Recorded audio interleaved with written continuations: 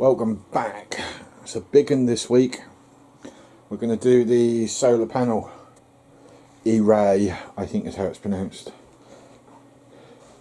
It's a big one, trust me on this. I don't know if I can pull it off. I'm going to have a go.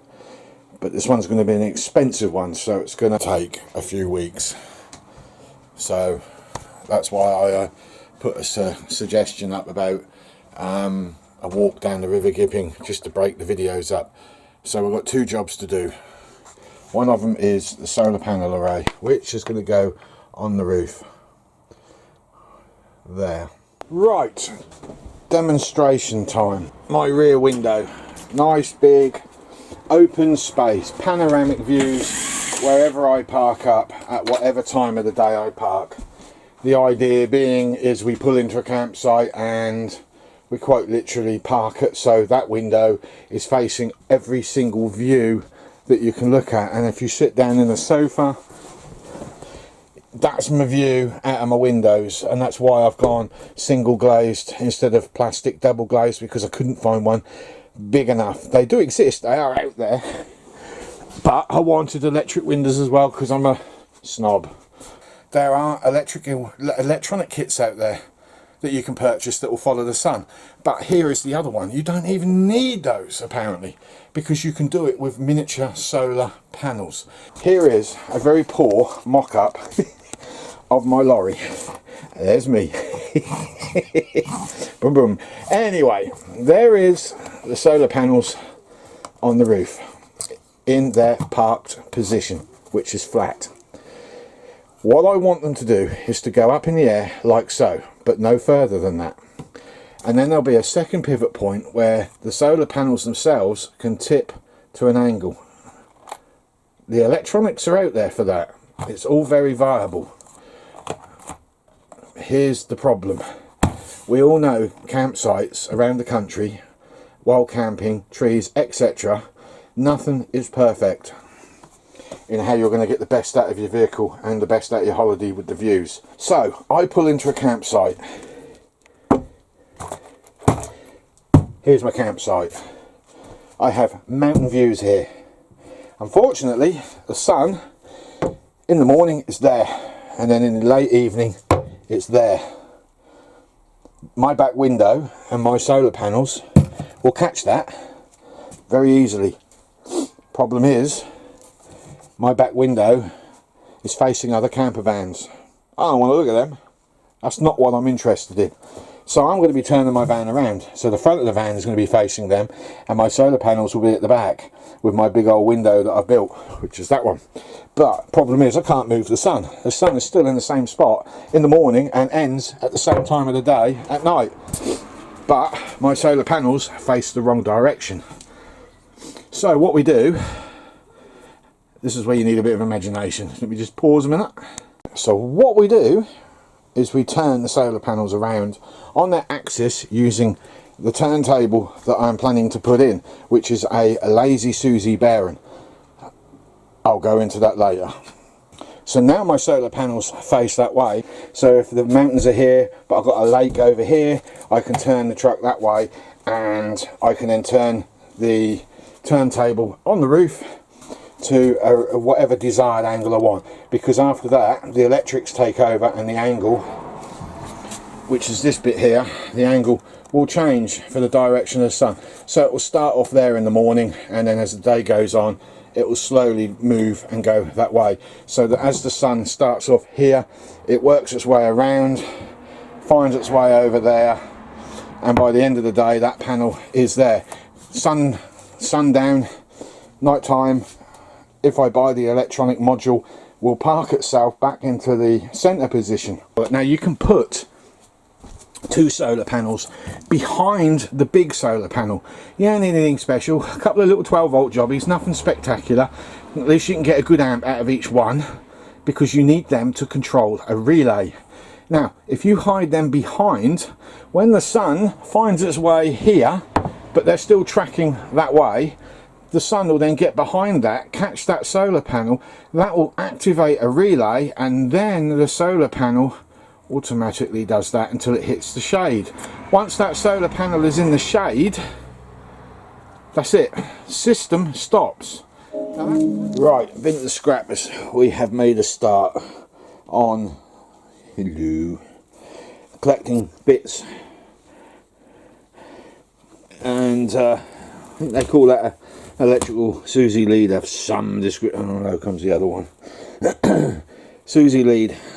We also picked up this, which is a sequence of switches at the back, and the purpose of this is up, down, left and right. So instead of using electric window switches, I am going to fit that. So I'm going to turn that alley around, polish it up, put stickers on it, fix it to a box. I didn't get the box out of the truck that was connected to. I might go back and get that actually. But that's the start. I've picked up these little, I don't actually know what they are. I think they're on the side of the bottom of the lorry that stop cars from flying underneath. We've got 4 of them, and the purpose of these is they're nice and light. Solar panels are fairly heavy. We don't really want to be sticking angle iron up at the height that this is going to be going at, and I need to keep the weight down anyway because of the electric motor mechanisms. We'll struggle like mad to push all this lot. So I'm either going to get an engineering shop to weld these together, or I'm going to get my aluminium unit sorted out once and for all and try and weld these myself. So we're going to cut those up into certain sections. I'm going to make a square box, and then we're going to bolt both panels to either the top edge, which could end up being that edge, or we'll run some stainless steel T-section through the centre here with brackets coming out, run a self-tap through the centre of that to lock them in, and then bolt the panels to that. But I'll be honest with you, there's a lot of flex in those panels and I don't want them cracking or breaking, so it might pay me to put them on the top instead. But we've got a lot of those. And sitting in my lazy cave, lazy because I ain't cleared up in yonks, we have one motorcycle sprocket which I made for a previous job that didn't work. That is an option. I'm not saying I'm using it, it's heavy. We also have this Lazy Susie chair swivel, which is quite cool, and we have an automatic flywheel. What a result this is. Found this in the shed, didn't even know I had it. Must have had that a few years. It's an electric hood motor for a BMW. When I say hood, I mean the roof motor. Right, it's a new day. Drive system. And we've got to establish what we're going to do, drive system wise, for the turntable of this magnificent incarnation, would be the better word. 2 duplex chains. They came off Rover V8. Several of these and several of these. I don't have the original crank at the moment, but I do have the cam, and I can put that on my saw, cut that off there and use that mount to mount onto a piece of steel. So what I want to do is quite simple really. Cut a plate out, bolt it on, find the centre, drill hole. Cut the cam off, widen the hole up for that to fit that end. So that part faces down. Then once I've done that, that's going to get inserted onto there, and then we've got to find a way of inserting that onto there. Right, so basically we've got to join that one to that one. Oh, I'll have to turn the camera off for this because I can't hold it and hammer at the same time. Poop!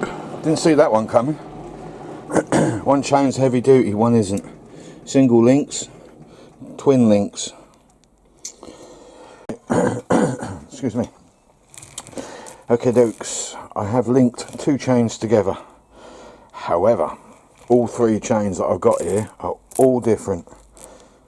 Completely different. For example, you've got 2 links there, 2 links there, doubled up, and you've got the 2 separate. Turn it over, and you've got 2 links, 2 links, 2 links, and 2 links all doubled up. So it wasn't an easy thing to do, and this is not going to work in the sense of this chain staying in one piece. I think the best thing is to go onto the Land Rover sites and try and find 2 matching chains, or 1 chain that will match one of these 2 links, and then I'll have exactly what I'm looking for. So my plans have changed on the gearing, and the reason for that is I found another cam that fits this. This is the Gems cam. The cam was shot anyway. This is just a standard 3.5 cam. Both chains fit, although that does feel a little sluggy, but trust me, they do fit. And I'll get a 1-to-1 ratio with these. So I have another one of these, or I'd need another cam, and I do have another cam for that, but I don't know where the heck it's gone. The drive unit, I think some of you are going to like this. This is the wheel. We're going to go for a 1-to-1 ratio because of the speed of that. I need a boss for this to fit to that, so I've cut the end of the cam off. I've put it on my lathe. The lobe that was at the end, I've machined that right down. That now fits in there neatly. I have also drilled an 8mm hole because there happens to be an 8mm thread in there. And on the other end, this lobe here, which is what that sits on, was about to there, because there's a wood rough key where a bolt go through. I've drilled that out to 11mm, threaded it, and then continued the hole all the way through, but reduced it to 8mm. This goes on there like that, and then you lob that in there like that, quite literally shove that on in there, do that up, do that little Allen key up, and then I've got to cut that down. Big washer, and then you whop that on, and we have one drive unit from a cam. Here goes. That's all it needs to do, and that'll be a 1-to-1 ratio when I finally get this thing mounted. It's all done. Chapter 2 of phase 1 is complete. It's all bolted on. It's all Range Rover stuff on here, man. It's what it is, and a bit of BMW. It's solid. So we're going to have to readdress the chain. I'm not happy with that at the moment, and we'll pretty much go from there. So tomorrow we'll cut that sheet of steel out with one of them tanks. It won't be that one. Right, next stage, the other cam. We've cut the cam apart. I've machined it on that edge there for that to fit into that hole there. This is my spacer. I've actually a flywheel adapter for an automatic Range Rover P38, I think, and I've drilled that hole all the way through with 10mm thread in it. The idea is quite simple. We whack that through there, we find the centre, which I've already attempted once and mucked up. You then run a hole through the whole plate, bolt it through with this on, and then we can run a few extra bolts around there just to attach it onto the plate, just to spread the load.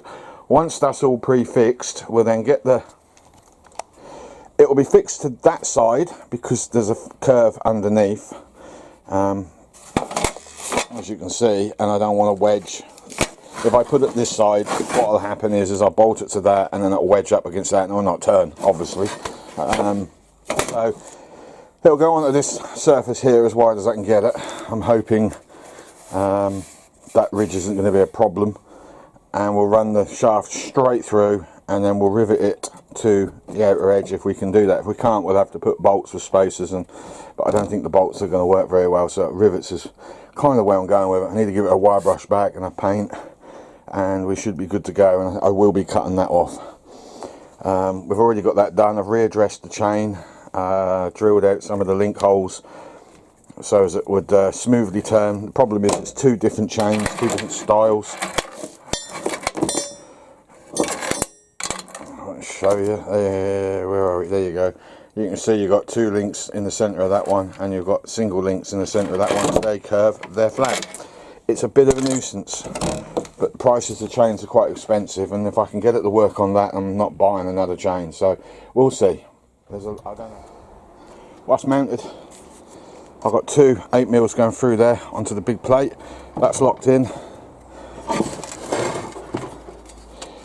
Just got to tighten them up. I've riveted where I could, and we were cutting it close under there with the rivets, but they have gone through and they don't interfere with the upper plate. All in all, that's not too bad at all. The only thing I'm a little disappointed about is I could have sworn these were Galvy, and they're not. They're going to rot like crazy, this Susie unit. So we're going to try and hammer it as much up as we possibly can, and possibly grease up as well. so as this stays smooth. I'm assuming there are bearings in there. The downside to this is if this ever breaks, the whole unit's going to be shot. I'll have to get another one of them, in which case I'll just get another Lazy Susie and build off of that. So next on the agenda is to get that motor, that chain, fixed to that bottom plate, top plate, sorry. It's got to go on this plate here because this is the underside. So this has now got to come through, and most of the motor will stick up above the top. But when we do the solar panel part, which will weld or bolt onto that section, we'll raise it up, remembering that we have got all of this lot down here to make up a solar panel frame with. I'm thinking we've got to get all of the bracketry made. It needs to go there. So we'll go weld all of that lot. So we've got a few of them to make, a longer one to go on that side because of the chain will be in the way, and then we're going to make something to come off the bottom to go onto the two back ones, which are going to be challenging at the best. I reckon a bar across and then some angles or something, I don't know, we'll see. But that is what will sit underneath. Once that's been done, we'll cut the levers off and we'll clean up and paint in Hammerite, strip it all down, shorten the chain. The chain is too long now. Yeah, it's too long now, I think, if memory serves. And we'll go from there. But I need to get these first two on first. And I think I'm going to have to make one of them slightly slack for adjustment, maybe. It's either that or...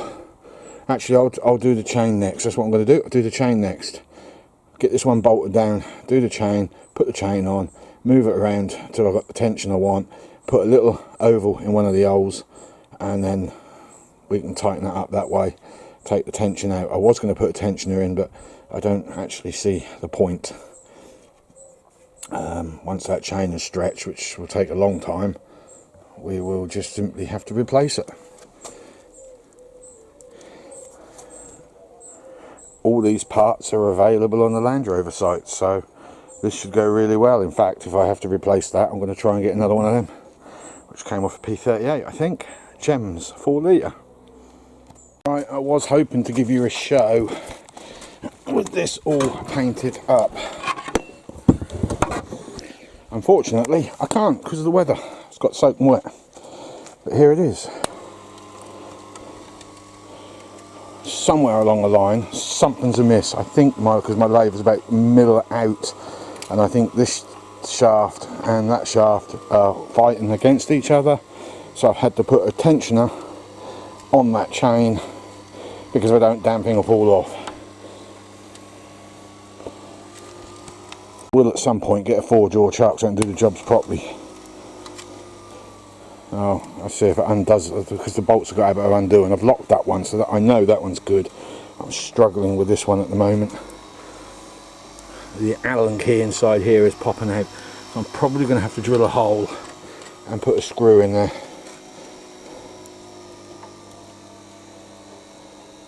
So there you go, that is stage one. I will at some point during the week get it painted, but for now this is the only demonstration I can give because I want to clear up, because I've got some other stuff to get on with. And that's the mechanism. There is the tensioner. I have used a guide spring from a Range Rover in my true style of working. A couple of angle iron brackets, everything's welded on, the chain is nice and tight at all angles. The tensioner is pushed down. I have a tension adjuster at the end in the form of a bolt. Or a nut, sorry, with a bolt going through. Nothing spins, nothing turns. There's a roller skate in there spaced out. It all works the way it is meant to my absolute blinking astonishment. So, my true style of working, I present to you a turntable for my solar panel array to sit on top of. So later on in the week we'll weld some bars onto there so that can be mounted onto the roof rack. Actually, it's these ones I've got to weld to because this lot turns. Does it turn up? No, it doesn't turn upside down. My mistake. Sits that way up. So yeah, bars on here and here going across, and then there'll be some bars on here going that way, and then we'll do the linear actuator where that mechanism will go up and down. That's phase 2, and then phase 3 will be the aluminium framework for the solar panels themselves and the roller to pitch it that way and that way, because I can't turn this all the way around without wires getting caught, because if you remember I said I can thread the wires through the centre. I have not been able to do that because I changed my plans on how this was going to go ahead, because I found some random rubbish that did the job better and it's a lot lighter than what it was with the previous idea, although this is still heavy in its own right.